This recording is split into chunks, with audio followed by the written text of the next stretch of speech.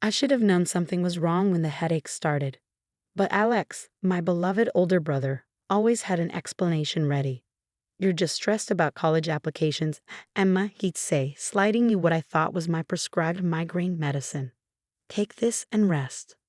I was 17 and Alex was 22, the golden child of our family. Pre-med student, top of his class, and our parents' pride and joy. Nobody questioned why he took such special interest in managing his little sister's medication. After all, he was studying to be a doctor. The day everything changed started like any other. I woke up feeling groggy, which had become normal over the past few months. My limbs felt heavy, and focusing on anything took tremendous effort. Mom attributed it to teenage laziness, while Dad suggested I needed more exercise. "I don't feel right," I mumbled during breakfast, my words slurring slightly. Alex quickly jumped in. "She's been pulling all-nighters for her AP classes," he explained smoothly, placing another glass of water beside me. "Here, drink this." I added some electrolytes. I remember taking a few sips before everything went dark. The next thing I heard was Alex's voice, seemingly far away. "She's just exhausted. Let her sleep it off." "But she's been sleeping for 2 days." Mom's worried voice broke through my haze. "Maybe we should call an ambulance?" "Mom, trust me, I'm almost a doctor. Her vitals are fine. I've been monitoring them. She's just overwhelmed with school." I tried to open my eyes to tell them something was terribly wrong, but my body wouldn't respond. I was trapped in a darkness that felt thick and heavy, like being underwater. It was Mrs. Peterson, our next-door neighbor, and a retired nurse, who finally broke through Alex's wall of excuses. She had come to drop off some mail and found me unresponsive. "This isn't normal sleep," I heard her shouting. "Call 911 now, or I will." The emergency room was a blur of lights and voices. Words floated around me, severely unresponsive. Possible toxic exposure. Immediate CT scan needed. "How long has she been like this?" A sharp female voice cut through my fog. "Just a couple of days," Alex answered smoothly. "She's been under a lot of pressure." 3 days, Mrs. Peterson interrupted. "I've been watching through my window. She hasn't moved in 3 days." Dr. Sarah Martinez, the neurologist on call, ordered an immediate battery of tests. Through my semi-conscious state, I could feel Alex's carefully constructed narrative beginning to crack. "We need a complete tox screen," Dr. Martinez ordered. "And get me her medication list." "I've been managing her medications," Alex stepped in. "As a medical student, You're not licensed," Dr. Martinez cut him off. "And as her brother, you have no authority to prescribe or manage any medications. Mr. and Mrs. Turner, has anyone been monitoring what your son has been giving your daughter?" The silence that followed was deafening. "He's studying medicine." Mom's voice wavered. "We trusted." "Get me that brain scan now." Dr. Martinez barked at the staff. "And security, please make sure the brother doesn't leave the hospital." Hours later, through the thick fog that still clouded my mind, I heard Dr. Martinez explaining the results to my parents. "The scan shows evidence of long-term sedative exposure," she said gravely. "Someone has been systematically drugging your daughter. The buildup in her system suggests this has been going on for months." "That's ridiculous," Alex protested. "I've only been giving her prescribed medications." "Really?" Dr. Martinez's voice was ice. "Then you won't mind explaining why we found traces of multiple unprescribed sedatives in her system? Medications that coincidentally medical students might have access to." The monitors caught the spike in my heart rate as memories started flooding back. The strange taste in my water, the increasing episodes of confusion. Alex always being there with another pill, another drink, another explanation. I was helping her. Alex's voice cracked. She was going to ruin everything. Ruin what? Dad's voice trembled with barely contained rage. "The inheritance. Grandpa's trust fund goes to the first grandchild who gets into medical school. She's smarter than me. Her practice NCAT scores were higher. I couldn't let her." The sound of my mother's gasp mixed with my father's choked sob. Their perfect son, their future doctor, had been slowly poisoning me to eliminate his competition. "Security," Dr. Martinez called out, "and someone get the police up here. We have attempted murder via poisoning." As consciousness slowly returned over the next few hours, I became aware of my parents' broken whispers, of police officers taking statements, of Dr. Martinez methodically documenting every substance found in my system. But one sound stood out: Alex's protest as he was led away in handcuffs, still insisting he had done it for the family's good. The brain scan images on Dr. Martinez's screen told a different story. Dark areas showed where the drugs had affected my neural pathways, proof of my brother's systematic betrayal. But they also showed something else. Something that would turn this family tragedy into an even darker revelation. The first week of my recovery was like emerging from a deep, dark well. Each day brought more clarity, and with it, more horrifying realizations. Dr. Martinez worked tirelessly to flush the cocktail of drugs from my system, but the psychological damage was harder to treat. The substances we found, she explained during one of her rounds, aren't typically available to medical students. Even with hospital access, these would be strictly controlled. Her eyes narrowed. Someone with more authority had to be helping him. My parents sat by my bedside, shells of their former selves. Mom couldn't stop crying, while Dad seemed to have aged 10 years overnight. The police had searched Alex's apartment and found a detailed journal documenting every drug he'd given me, every calculated dose designed to slowly deteriorate my cognitive functions. He wanted to make it look like a mental breakdown. Detective Lisa Morgan explained, her face grim as she showed us the evidence. The goal was to discredit you before you could even apply to medical school. But something didn't add up. During my more lucid moments, I remembered conversations that seemed odd now. Phone calls Alex would take in hushed tones. Mentions of someone named Uncle Marcus who I'd never met. The breakthrough came during a routine visit from Dr. Harrison, the hospital's chief of medicine. He was checking my charts when I noticed his hand trembling slightly at the sight of my last name. Turner, he muttered, not realizing I was awake. It can't be. Detective Morgan, who happened to be present, caught it too. Dr. Harrison? Is there something you need to share? His face went pale. I knew their grandfather, Dr. William Turner. We worked together years ago.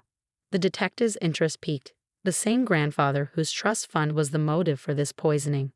Dr. Harrison looked like he wanted to flee. Instead, he sank into a chair, his professional demeanor crumbling. William and we conducted unofficial experiments, testing new combinations of drugs. Marcus, William's brother, helped us access the substances. When things went wrong, we covered it up. My parents' attention snapped to him. What things? Dad demanded. There were accidents. Students who volunteered for what they thought were standard trials. Some ended up like this, he gestured to me. Some worse. William documented everything, just like Alex did, Detective Morgan finished. The journal wasn't his idea, was it? He was following a template. Dr. Harrison nodded miserably. Marcus must have shown him William's old records. Taught him the protocol. We thought all that died with William, but Marcus continued the family tradition, the detective concluded, using his hospital privileges to access restricted medications, grooming Alex to follow in his great-uncle's footsteps. My mother's sob cut through the room. All those family stories about medical excellence, they were covering up torture. Detective Morgan was already on her phone, calling for backup. Dr. Harrison, you're under arrest for conspiracy and accessory after the fact. We'll need everything you know about Marcus Turner's current whereabouts. As security led Dr. Harrison away, Dr. Martinez rushed in with new scan results. There's something else, she announced. The drug pattern we found? It's identical to 3 unsolved cases from the past 5 years. All young pre-med students, all diagnosed with stress-induced breakdowns. All competitors for the trust fund. I whispered, my voice hoarse. How many others? The investigation expanded rapidly. Police found a hidden room in Marcus's house filled with medical journals dating back decades. Each documented the systematic destruction of young minds that threatened the Turner medical dynasty. Your grandfather wasn't just leaving a trust fund, Detective Morgan explained as I grew stronger. He was leaving a legacy of elimination. Anyone who showed too much promise, who might outshine the chosen heir, became a test subject. I finished. Alex's arraignment was scheduled for the following week. He sat in jail, apparently still convinced he'd done the right thing for the family name. But Marcus remained at large, His hospital access revoked, but his whereabouts unknown. My recovery progressed slowly. The drugs had left their mark. Random tremors, memory gaps, moments of confusion. But Dr. Martinez was optimistic. Your brain is young, resilient, she assured me. With therapy and time, you can still pursue your dreams. Including medical school? I asked.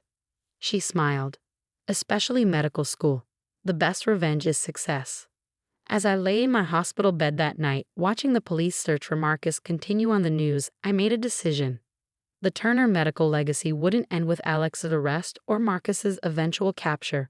It would end with me, not as another victim, but as someone who would transform it. I would become a doctor, not to continue a dynasty built on destruction, but to heal, to protect, to expose the dark secrets that medicine could hide. The trust fund that had driven my brother to poison me would fund research into detecting and preventing medical abuse. But first we had to find Marcus. And something told me he wouldn't go down easily. After all, he had decades of experience making problems disappear. The break in the case came from an unexpected source.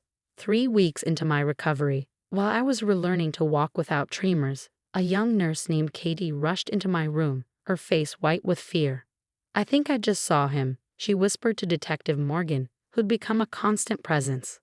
Dr. Marcus Turner. He's disguised as a janitor, but I recognized him from the photos. He's heading toward the pharmacy storage. Within minutes, the hospital went into lockdown. Security teams swept each floor, while Detective Morgan positioned officers at every exit. But Marcus had decades of experience navigating hospital corridors. What he didn't expect was me. I knew the old service elevator still worked. I'd seen Alex using it during his care of me. While everyone searched the main areas, I disconnected my monitoring devices and slipped out of bed. My legs shook, but determination steadied them. I found him exactly where I expected, in the abandoned physical therapy room on the 3rd floor, preparing syringes with practiced efficiency. "Hello, Uncle Marcus," I said quietly, blocking the doorway with my IV stand. He turned, his surgical mask hiding what I assumed was a smile. "Ah, the brilliant Emma. You should be resting, dear. Recovery is so delicate." Like the recovery of those other students, I kept my voice steady even as my hands trembled. "The ones in your journals. All for the greater good." He stepped forward, a syringe glinting in his hand. "The Turner legacy demands excellence. Those who couldn't handle the pressure, well, they were weak." "No," I countered. "They were threats. Just like me, because we proved that real medical excellence doesn't run in bloodlines." His eyes hardened. "You understand nothing. This family's reputation is built on torture and murder." Detective Morgan's voice cut through the air as she emerged from the shadows behind me. "Marcus Turner, you're under arrest." He moved with surprising speed for his age, lunging forward with the syringe. But years of watching his victims struggle had made him overconfident. I dodged, my weeks of physical therapy paying off as I swung my IV stand into his path. He stumbled, the syringe clattering away as officers swarmed in. As they handcuffed him, his mask slipped, revealing not the monster I'd imagined, but an old man desperate to protect his twisted version of family honor. "You'll never prove anything," he spat. "The records are all in police custody." Detective Morgan smiled grimly. "Along with new evidence from your little pharmacy raid attempt today. It's over, Marcus." The trial that followed exposed generations of medical abuse. Dozens of former students came forward, their mysterious breakdowns finally explained. Alex, facing his own charges, broke down and revealed everything. How Marcus had groomed him since childhood, teaching him to see murder as medical research. The family name was everything. Alex testified, unable to meet my eyes. He showed me Grandpa's journals, taught me the formulas, said I was chosen to continue the work. My parents sat through every session, their faces carved with grief as they learned how their own fathers, brothers, and uncles had perpetuated this legacy of harm. The Turner medical dynasty crumbled under the weight of its own darkness. 1 year later, I stood at the podium of my medical school white coat ceremony. My hands no longer shook as I accepted the symbol of my future profession. In the audience, Dr. Martinez beamed proudly. She'd become my mentor, helping me channel my experience into purpose. The Turner Trust Fund, released by the courts, had been transformed into a foundation for monitoring medical ethics and supporting survivors of medical abuse. My first research paper, co-authored with Dr. Martinez, exposed the warning signs of systematic medical manipulation. "You've changed the legacy," Detective Morgan told me at the ceremony. She'd become family in her own way, showing me that true strength lay in protecting others. The Turner name will mean something different now. Alex and Marcus both received lengthy sentences. The last time I visited Alex in prison, he seemed smaller, the arrogance of the golden child replaced by genuine remorse. "I'm sorry," he whispered. "I was so wrong." "I know," I replied. "That's why I'm going to succeed. Not to prove I'm better, but to make sure no one else suffers like we did." Today, my hospital badge reads Dr. Emma Turner, neurologist. Each time I put on my white coat, I remember the darkness that nearly destroyed me. But more importantly, I remember the light that showed me the way out, the dedication of Dr. Martinez, the determination of Detective Morgan, the courage of Nurse Katie. The Turner medical legacy didn't end with Alex's crimes or Marcus's arrest. It transformed, like a poison-turned antidote, into something healing. And as I walk these hospital halls now, my step steady and sure, I carry not the weight of a corrupt dynasty, but the strength of its redemption. Sometimes the greatest victories come not from destroying a legacy, but from rebuilding it into something worthy of survival.